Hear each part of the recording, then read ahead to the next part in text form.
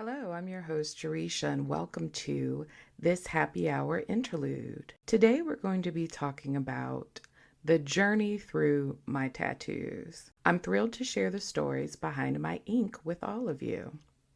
But before we embark on this adventure, let me take a moment to express the significance of tattoos in my life. I got my first tattoo when I was, like most, in my very early 20s. I went actually on my lunch break with a coworker who also is a dear sister friend.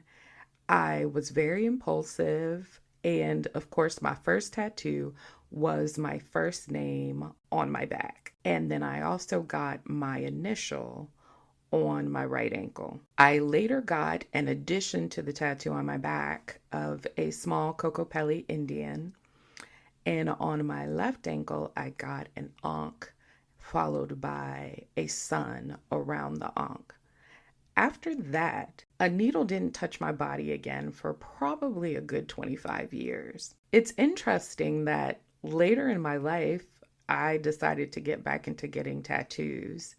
I started probably back up around the age of 45 and have been getting tattooed ever since.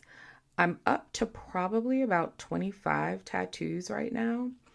I have a full sleeve on my right arm, and I am starting a leg sleeve on my right leg. It's not just the beautiful designs that are on my skin, but they all are very deeply personal and meaningful expressions of my identity and my experiences. Each of my tattoos hold a story, a memory, a reminder. From the moment that I got my first tattoo, I was like most and said, I'm never doing this again. The feeling of that needle touching my skin, woo boy, it was eye-opening to say the least. And after I got my first set, I stayed away from the needle for a lot of years. I had a lot of mind memory when it came to what that felt like, and it was not good. One of the things, though, that I made the mistake of doing when I initially was getting tattoos was to just get random designs by random people. I did not have a set tattooist that I was going to see. I would walk into the shop and come with some idea that I had seen somewhere, and whoever was available would tattoo on me. So that meant different people with different styles, different skill level were practicing on me, basically, and I was feeling the effects of that. Actually, covering the tattoo that I had gotten done on my right ankle of the J initial, I went with a friend of mine who was getting some chest work done by a tattooist that he had been following named Willie Kirby.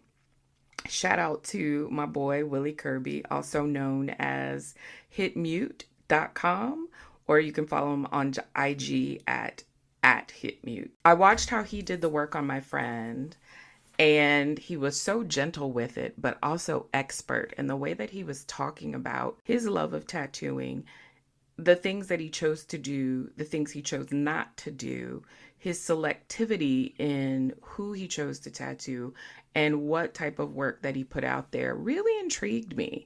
He was a dude that was serious about his art, and it made me think, maybe this is somebody who could really connect with me and my vision for how I wanted to redo and redesign some of the tattoos that currently were on my body, as well as add to it.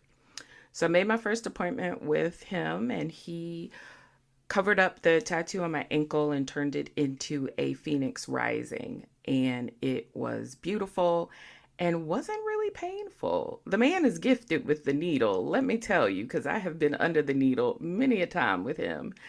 And there are times where I actually will fall asleep because the endorphins are flowing and I'm not even noticing the pain. Like I said, he is skillful. And that is what's really important, is getting somebody who knows exactly what they're doing.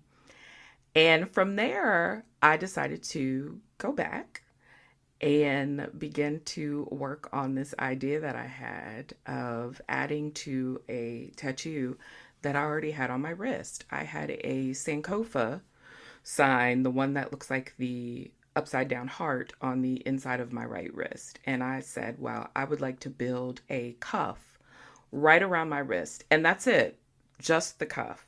And he said to me, and I remember this to this day, he said, you're going to get a whole sleeve. And I said, oh, no, I'm not. I am not going to do that. I'm not. I just want to get this cuff. So we started on the cuff and we would make appointments and he would add the things that I wanted to add to the cuff. I'm very into West African or Adinkra symbols and their meanings. So I have several on me. I have the Aya, which means perseverance. I have the sign for friendship, for strength, for cooperation, for creativity, for power. They're also seen as very gentle animals, but if you mess with a giraffe and you push a giraffe to a certain point, they will stomp you to death with their hooves. And so I think that pretty much kind of sums up me in a nutshell. So I have two giraffes that are incorporated in my sleeve. One of the other things that I liked about Willie is as we would position tattoos, he would say, is this for you or is this for other people? Because depending on if I wanted it for my own personal view or if I wanted to show it off to other people, it would be positioned differently on my body.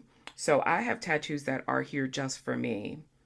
And I started to get these tattoos because as I was moving through life, I was running into some issues, especially related to my communication, interacting with people, choosing battles, learning when to be quiet.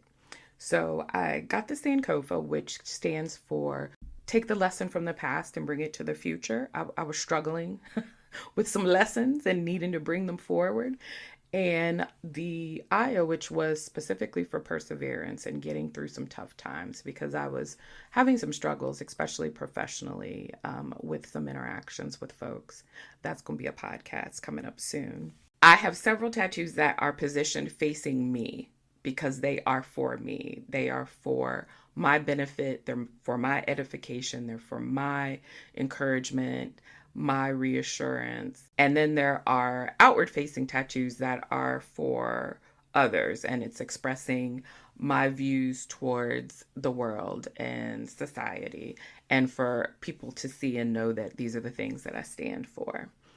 So the work that's done on my sleeve, on my arm, I decided to call that my personal diaspora. And as you know, the word diaspora kind of means a collection of experience that tell the story of a group. So my tattoos that are on my right arm, on my sleeve, are a collection of experiences that identify my journey through life. One of the things that I have been very proud of is my acceptance of who I am as a Black woman and what that means to me, and my joy and my embracing of my culture as an African American with ancestors from Africa. And so I wanted to incorporate pieces of that into my diaspora, my story. And so I have tattoos that are depictions of strong Black women, which I've had in my life. I'm going to apologize if you can hear my dog snoring in the background. She is over here sleeping like she just worked a 9 to 5. So I'm going to try to edit it out. But if I cannot, that's what that noise is. Anyway, I have several depictions of strong Black women in my tattoos that are on my sleeve because I have been very blessed to have a life full of strong Black women that have made an impact on me in my life. I also have several, like I said, West African Adinkra symbols that mean different things that are qualities that I hope to embody, qualities that I hope to show and share with others in my life. I have some Polynesian designs that kind of help fill in some of the space.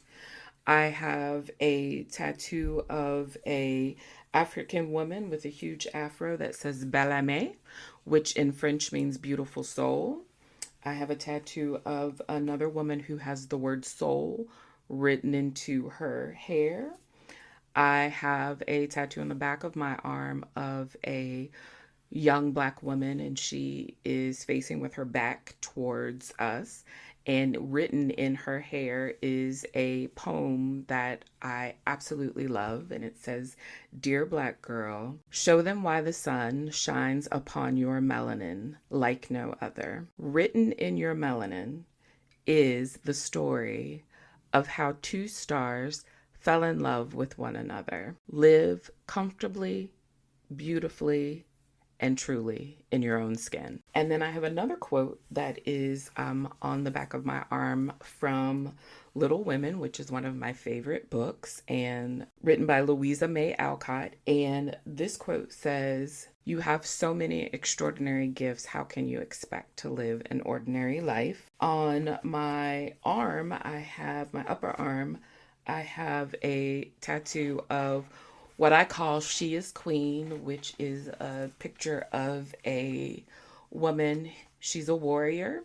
And right underneath it is my spirit animal, which is the giraffe. And then again, I have some sunflowers, which are my favorite flowers that are interspersed in there. And I think that that is all for my sleeve. And this came over probably about 4 years that I've been working on this. Zola. And this came about after about 4 years worth of work to get this sleeve. And now I have moved to starting a sleeve on my right leg, which has my phoenix. That was the cover up. And now on top of that, I have added the figure of a Black woman, Black bald-headed woman.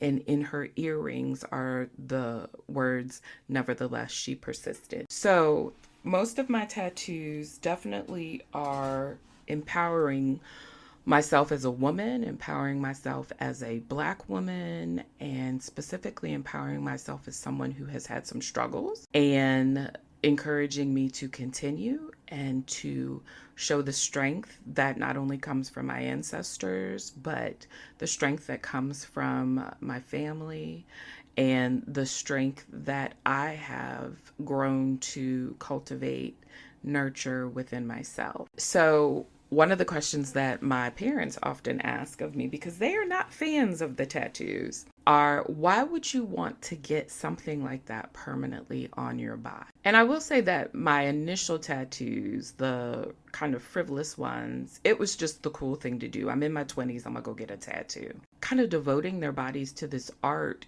did it not for frivolous reasons or that this is cool or I'm old enough to get it, so I'm gonna do it, but because these things meant something to them and represented who they were and what they wanted to be in this world, and represented memories and moments that they wanted to hold close and dear.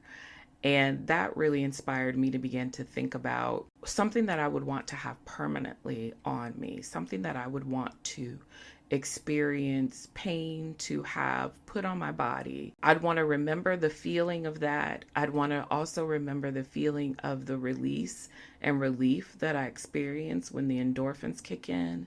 And then I'd want to always be able to have reminders to reflect, especially when I travel in some of the darker spaces sometimes that come for me.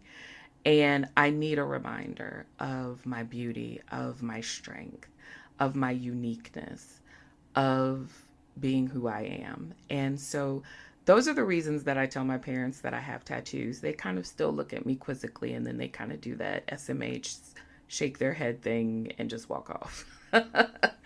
So they have not yet come to the side of respecting my desire to get tattoos.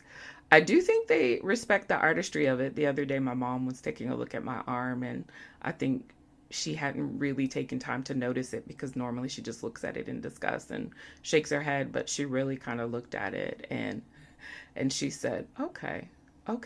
And then she said, "So how about no more?" And I said, "Well, there aren't any more happening on my arm. My sleeve is complete." I said, "But I am moving moving to my leg, so I'm gonna have a couple there. And then I got the obligatory shaking of her head, and that was that. But it is what it is. So I just wanted to come on here really quickly and kind of talk with you about one of my interests, which is getting tattooed. And part of my journey to my 50th year has been getting very comfortable with having tattoos, having visible tattoos. When I first started getting tattooed, I had tattoos in areas that I could cover up, like my back, like my legs. But now I am much more comfortable with showing them wherever.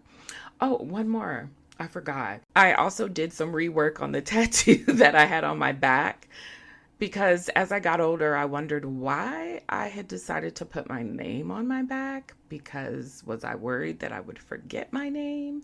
And if I did, is that the place where I'd be looking for it? So I got my back tattoo, which was of my name in the Kokopelli Indian, covered up. So my second cover up that Willie did for me, and I have a tree of life on my back now.